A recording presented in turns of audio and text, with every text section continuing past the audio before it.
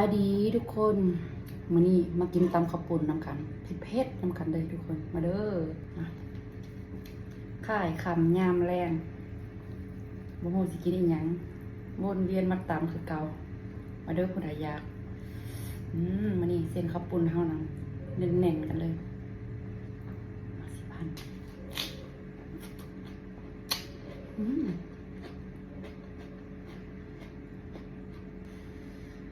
รู้สึกว่ามันมีฝนสิตกนะทุกคนเนาะมาคำเยอะๆเลยมา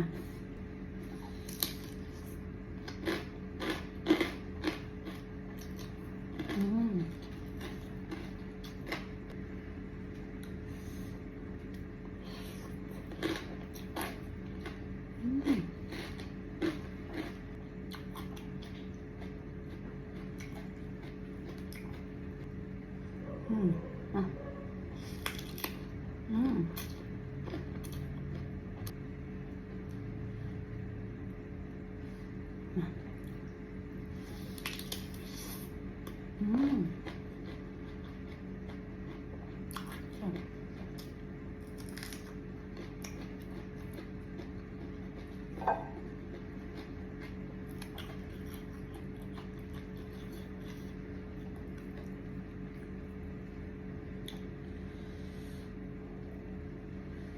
แต่เวลากินคนเดียวเอามือจับเลยแซ่บ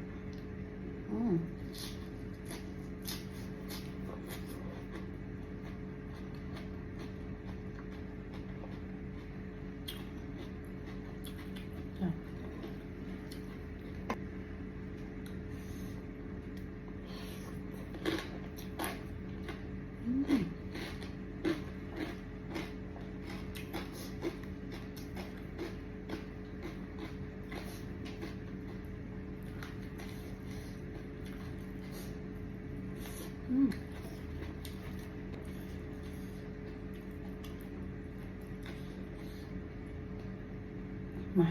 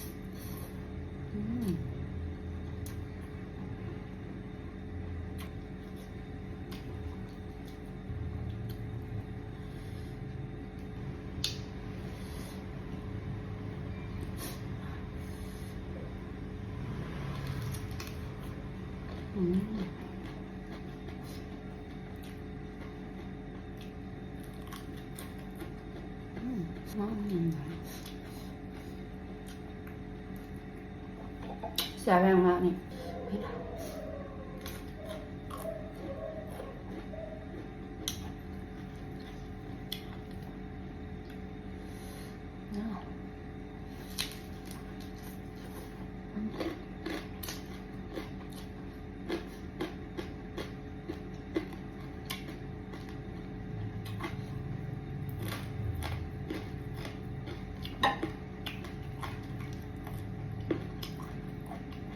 นัวครับ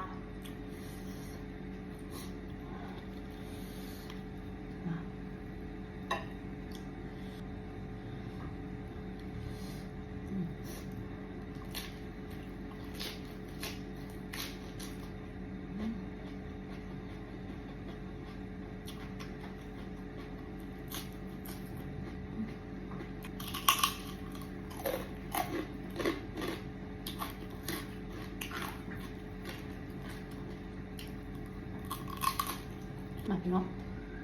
จบไปแล้ว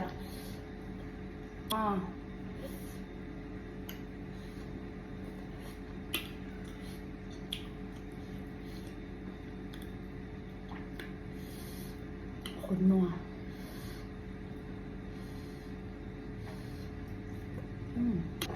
กินมาหมดทุกคน